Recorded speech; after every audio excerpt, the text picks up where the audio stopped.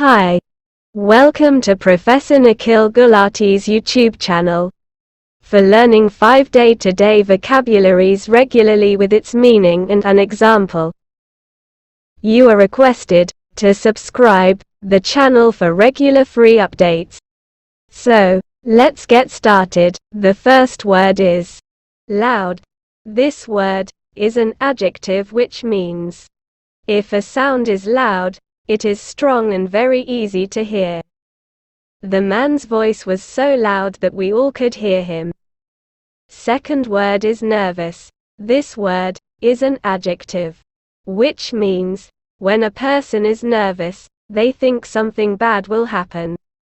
The boy became nervous when he heard the news.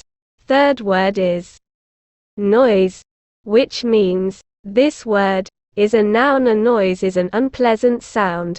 The crying baby made a loud noise. Fourth word is project, which means this word is a noun. A project is a type of work that you do for school for a job. His afternoon work project was to paint the room green. Fifth word is scare. This word is a verb which means to scare someone is to make them feel afraid. My uncle was scared by what he saw in the room.